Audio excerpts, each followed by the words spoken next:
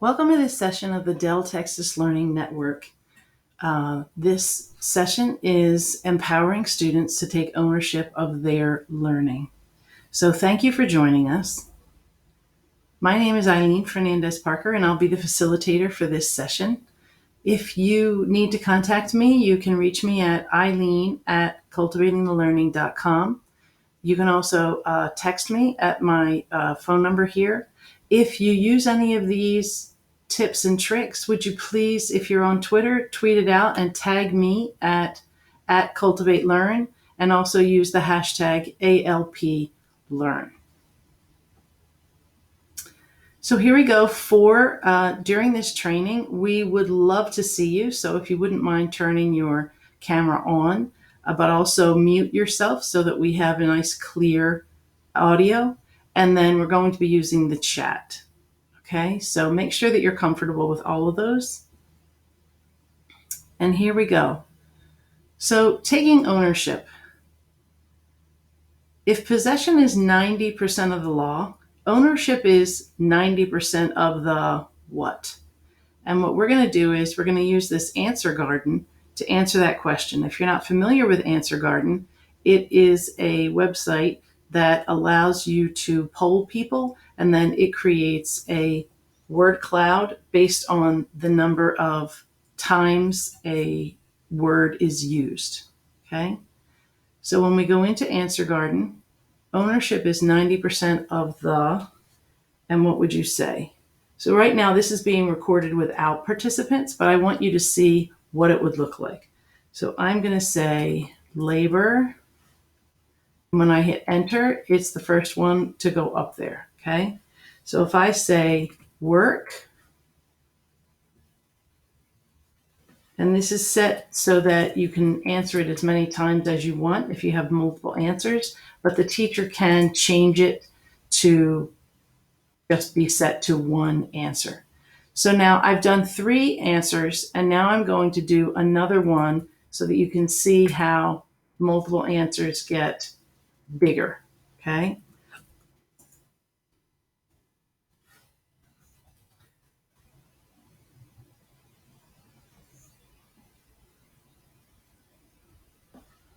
And I'm just going to keep putting pride in so that we can see what happens. So now you can see that work is much bigger than the other 2. So that's how Answer Garden works. So if you want to try using that in your classroom, it's a non-threatening way to get students to participate. Okay. So I'm going to close that out, and we're back here. So the answer really is anything that has to do with work, right? Ownership is 90% of the work. So if we look at this picture, right, this female has a new set of car keys in her hand. Now, if any of you has children of your own, you know that if you hand your kids a car, most of the time, and this is just from my own experience, they don't take care of it because they didn't work hard to pay for it. And that ownership is important. When they work hard to earn the money to buy themselves a car, they're washing it and vacuuming it out regularly, making sure that there are no dings, etc. on it. And so that's the concept that I want you to have in your head is how much do kids value their learning if they don't take any ownership? Okay. So decision making is the number one thing that we have got to give kids that power to do. It has to do with responsibility. If you are a decision maker, then you've got responsibility and you've got empowerment. So I need you to think, what decisions do your students make completely on their own or co-decide in your classroom? So this again was another audience participation item, and we were going to go to Answer Garden. So if we go to Answer Garden, again, because this is, there are no participants right now, so this is just a one-person show, I'm not going to jump back into Answer Garden because I just showed it to you. But these are some things that it's important for you to reflect on. Do your kids get to decide when it's time to do certain things? Do your kids get to decide where they get to sit in their classroom? Do your kids get to be co-creators of rubrics and of projects? Do you poll your students to find out how they felt about a project? Because if the majority didn't like it, probably you shouldn't do it again, okay? Unless it definitely has a built-in feature and you knew it was going to be hard, but you know it's worth it, right? So decision making is very important. So my recommendation to you is to slow it down. Teachers are always in such a rush, and I was 32 years in education, 20 years in the classroom, and I taught at all 3 levels. So I can empathize with every level. I also coached K to 12. So I've taught every grade level. Sorry, I've coached every grade level. And I know that we are always in a rush to make it to the end of the year. But what we're doing is, there was an analogy that I saw Madeline Hunter live, and she was an old lesson plan template researcher, right? So she came up with a plan for a very efficient and effective lesson plan. Anyway, I saw her live, and she used this analogy where she talked about, we're always in such a rush. We're rushing, and it's like having to get somebody to the airport, and you're just rushing, and you get to the airport, but when you turn around, there's nobody sitting in the car with you because they were not with you.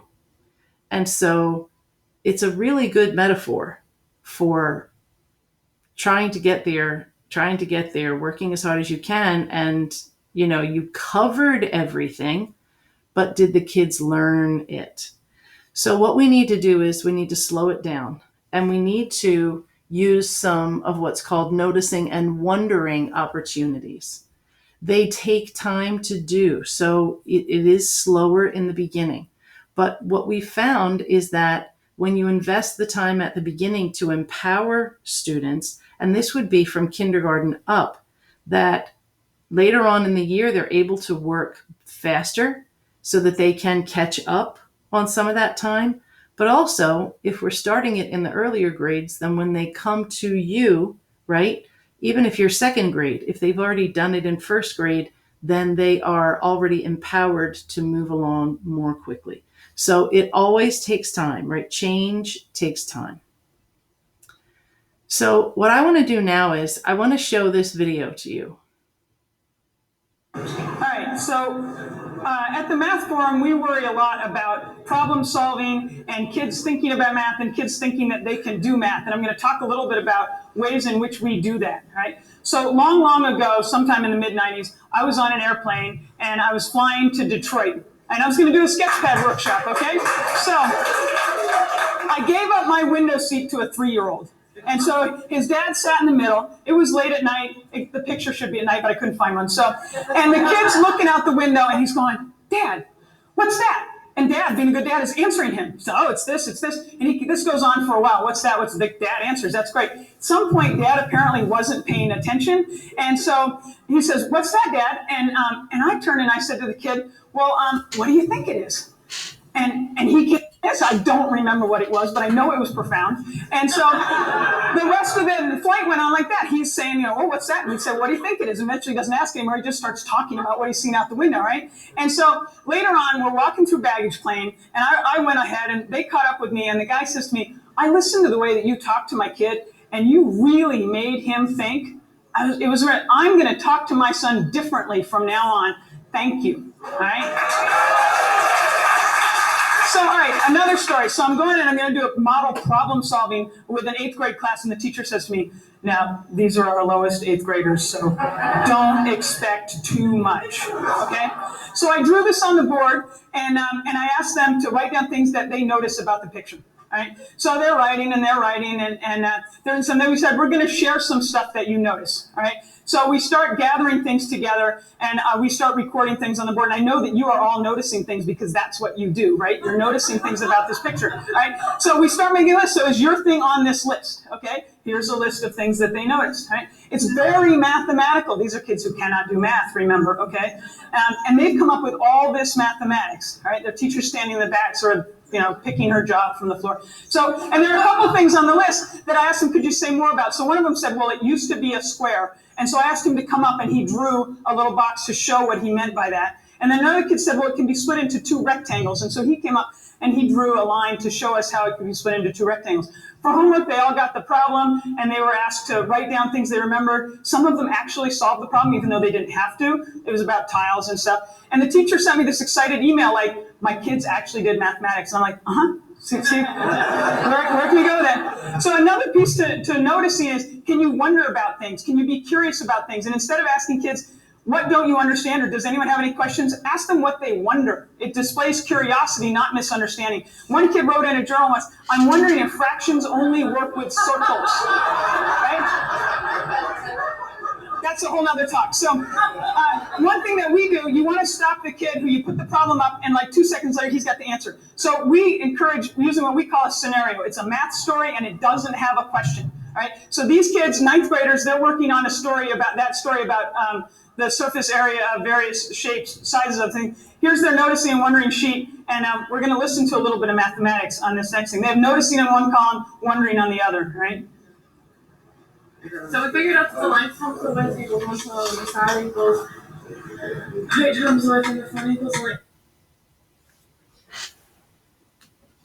All right, so from that video, that's from Annie Fetter, and she works with Drexel University and NCTM.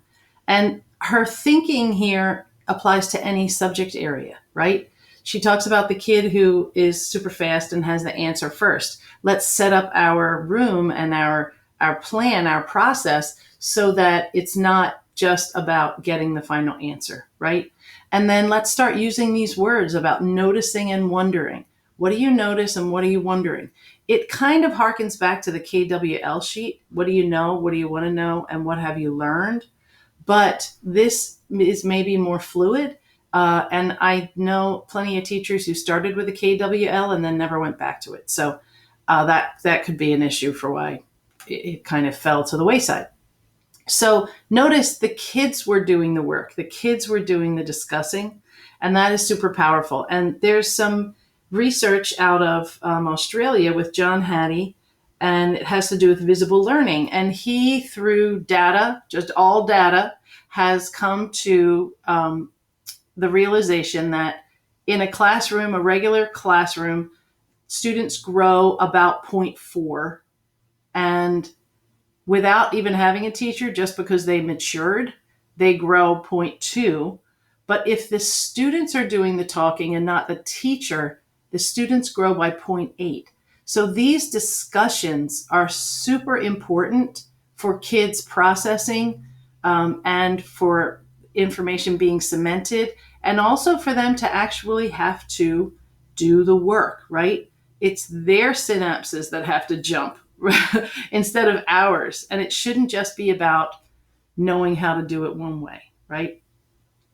So coming back to empowerment, the teachers can start by using different technology and setting up their class flow a different way. But what we have found through teachers that we coached, and we worked in a cohort model, is that you need to start with your SOPs. And SOP stands for Standard Operating Procedures. So here are some things that we could use the question, what are you wondering? You know, there are standards that have to be done from K to 12. And things as simple as sharpening your pencils, you know, what are you wondering about sharpening your pencils? And one kid is going to say, I wonder if I'm just allowed to do it at my seat if I have a handheld pencil. And another might say, I'm wondering why it bugs teachers so much if I get up to sharpen my pencil, right? So you're able to start to address the issues that you have and also hear student voice, and without threatening them, right? And I just mean in a threatening tone. Don't be annoyed with them if they point out some things that teachers do that just completely flummoxes students. They don't understand why it's such a big deal. Maybe it shouldn't be a big deal. I don't know. But these are some things that you could have the kids do and come up with SOPs. You know, what's your SOP if you have a bathroom in your room, the way a lot of K2 classes do? You know, what is your SOP for using the bathroom? What's appropriate? What's not appropriate? And have the kids help build it. So ask them, what are they wondering, right? and then come up with your SOPs for the things that you need to have SOPs for, right? Sometimes lining up at the elementary level. How do you enter the room? Could be K to 12.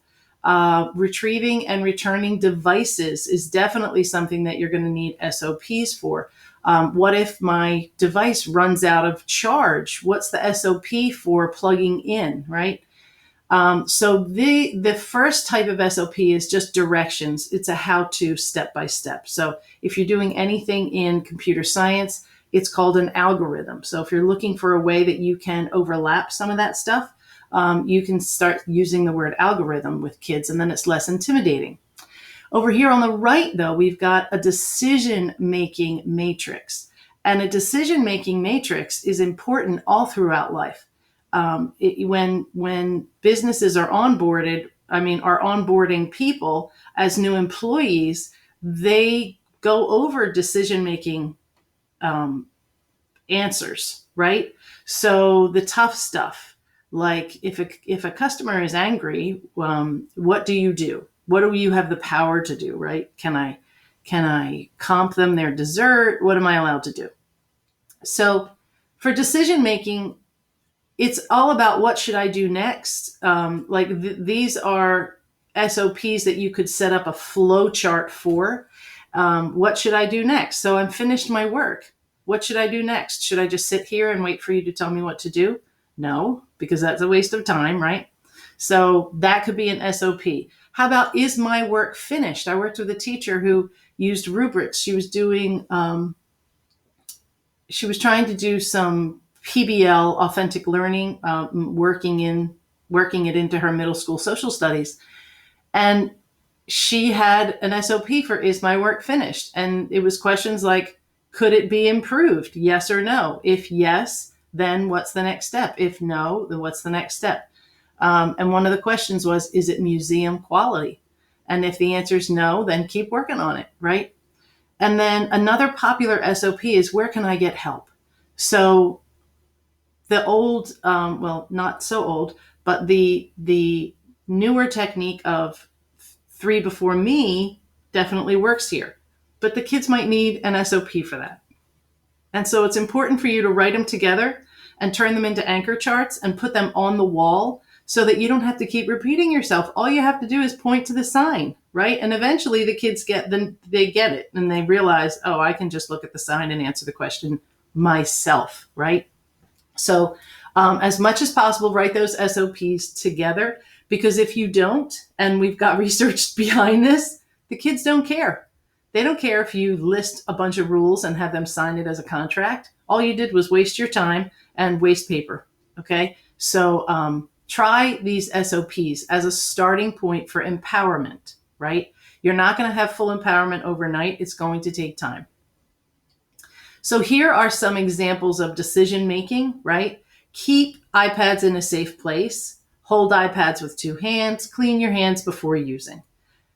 They can be as simple as this. Or it could be, how do I put my iPad away? And it might be, step 1, put the device in sleep mode. Step 2, line up and calmly hand it to the person in charge of the cart. Because you might find that having just 2 students in charge of the cart is better than having 25 kids walk up, put their device in, they don't plug it in, then it's not ready the next day. And we use the opportunity for kids to take care of the cart, and we let them know this is a job, so we're going to give it a name.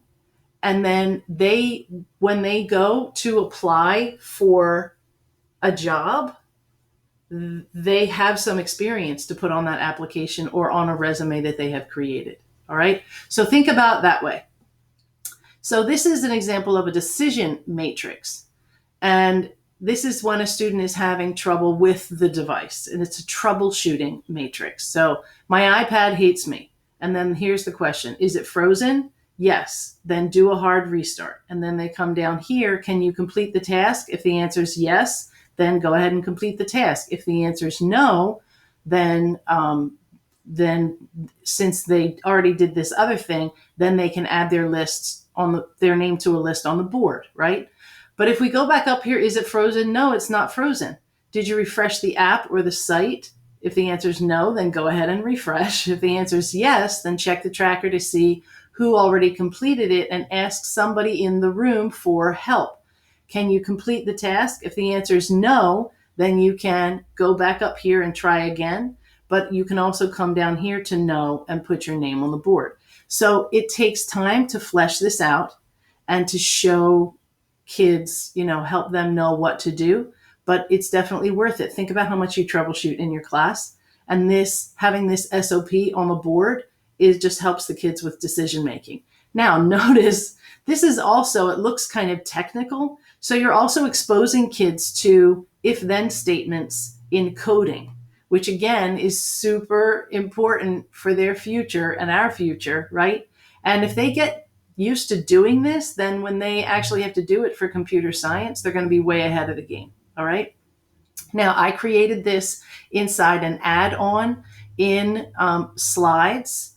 And so you can either create it yourself or you can use an add-on. And the add-on is called Lucid Charts. Okay. So now for the steps necessary for the tasks, don't tell them, ask them what steps they think they need and why. So yes, you're going to be using more of the Socratic method. But keep in mind, it takes time. It is so much faster to just tell them what to do. But what we're doing is we're removing the opportunity for students to make their own choices. And we're removing their voice if we tell them everything. If we ask them, then they are involved in the process and it cements in their memory better so that you don't have to keep repeating it. And it also empowers them. So they're learning how to make choices. So tools for tracking.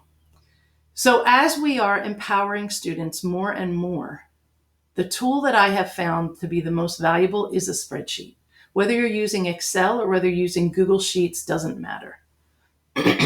So here's an example of a student-led tracker. And when I click on it, it's going to open up and offer a copy. So you will be able to get a copy of this as well. So when I click on make a copy, it's automatically going to give me a copy inside my drive. Now, the way this is set up, there are 5 tabs inside this spreadsheet. There are directions here for you, and you can use Google Classroom or Otis, Schoology, or Canvas, different LMSs, right, to pass this out to students, or you can share a link with them.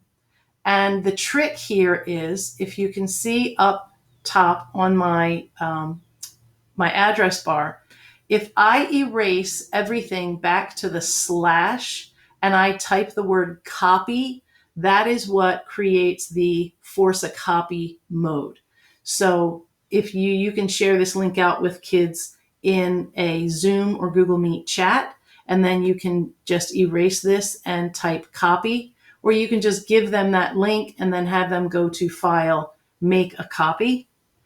However, if you set it up in Google Classroom or any of these LMSs that also has Google Assignments, if you set it up as an assignment and you link it there, then you have access to it and you can be checking in all the time. So they don't have to share it with you.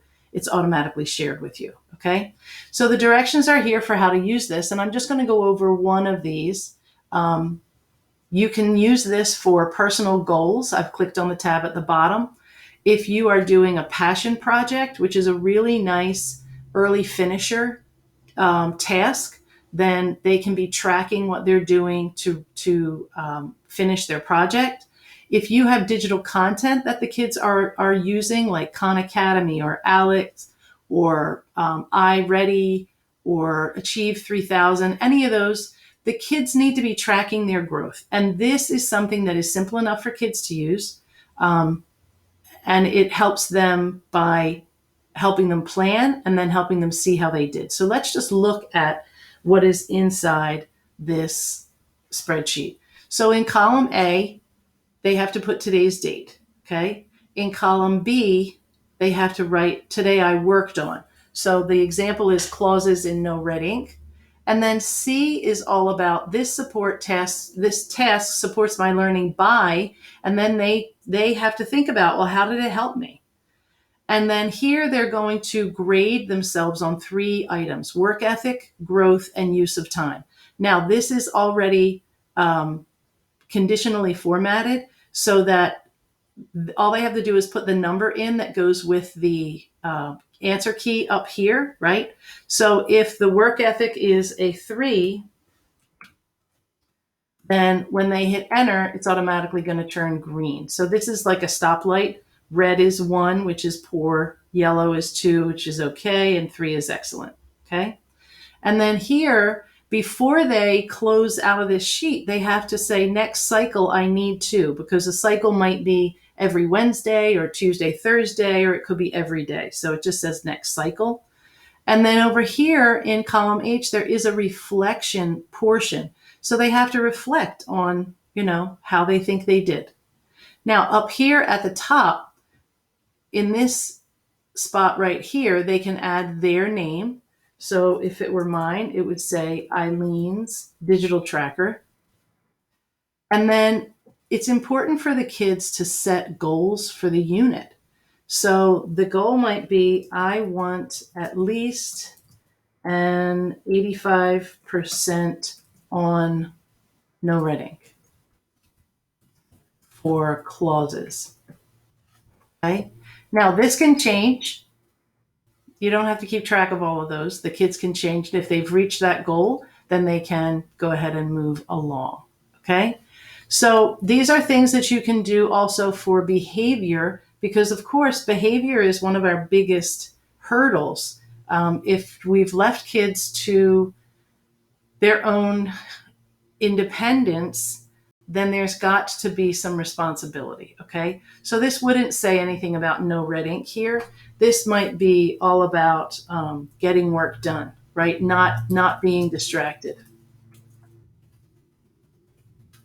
That was my goal. That is my goal. What am I doing to help myself? And it might be that I'm using a behavior mod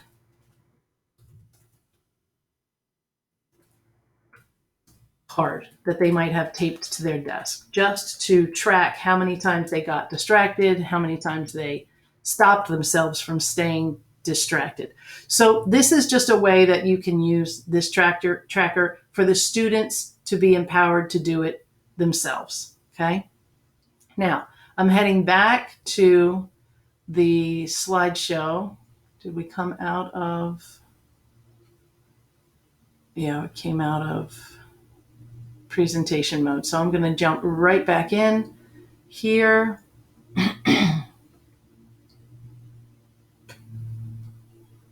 All right, so now this is a completely different kind of tracker. And this is a classroom standards tracker. And this would be used yearly. Okay, so the students only need one of this. And you might blow this up and turn it into a poster. Okay. So what is really nice about this kind of tracker, and this one also is set to make a copy, this is specifically for the biology EOC. And there are some directions here telling you how things work.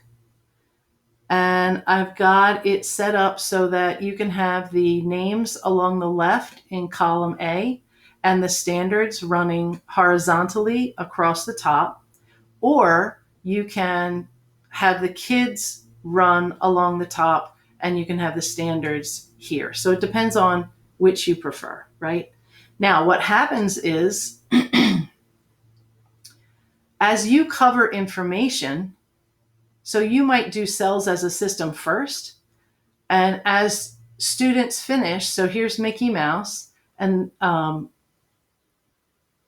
so as Mickey masters it, you can, and it would probably be based on a rubric, but maybe not. It could be you have to get 80% of the questions about biomolecules correct.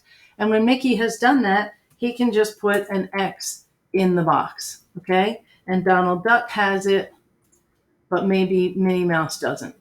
But maybe Minnie Mouse got the enzymes and the models of cell structure right. So the way that we've seen this used to empower students is for teachers not to present it as a shaming model the way it has been used in the past, but instead I use it as a community builder. So as students master something, you might have a classroom celebration where all the kids clap, but also you might once a week have tutoring sessions or a half hour a day, right? If you've got block scheduling. And then you can say, okay, so if you haven't mastered biomolecules, then you can, Mickey and Donald are going to be at two different tables. So you can choose who you want to go to and they can give you some help. Okay. So it empowers the kids to ask for help, but also to be able to see that they can offer help as well. Okay. So this also helps the teacher and the students because you know whether or not you're ready for the EOC based on this chart. So if we offer it that way, it usually is accepted very easily by students. Okay, so I'm going to jump back in to my slideshow again. And this is another way that you can empower students. This is a spreadsheet game board. And all of the activities for whatever this unit is are linked inside these cells. So again, if you can click on this image and you'll be able to access the template. And basically what happens is you've got yes, no questions. So do you know how to resize your screen? If the answer is yes, move forward 2 spaces. So notice they get to skip the video because they already know it. And then they have to do a task. So the task is to resize your windows, and then you might have to take a screenshot of it and turn it in. Excuse me. The key is up here. Green tiles are learning statements with yes, no items. Blue is a video instruction, red is a task, and yellow is a check-in. So it's important to make sure that you always check in with your teacher and to have those built in, okay? All right, so that wraps it up. What I want to remind you is to give yourself grace. As you are increasing student empowerment, you're going to get some things wrong, and that's okay. It's important for you to model to your kids that everything is about growth, and as long as we do better tomorrow than we did today, we are on track, okay? So again, if you're using any of these or if you need anything, you can tweet out any successes or trials you've had, and if you would tag me at Cultivate Learn, and also put the hashtag ALPLearn, that would be fantastic. Okay, and since this is a recording, we don't need the attendance. Here's my information. If you need to get in touch with me, Eileen at cultivatingthelearning.com. And a lot of the templates are available on my blog, and the blog is also at cultivatingthelearning.com. Okay, so thank you so much for hanging in there with us, and I hope that you were able to find this useful.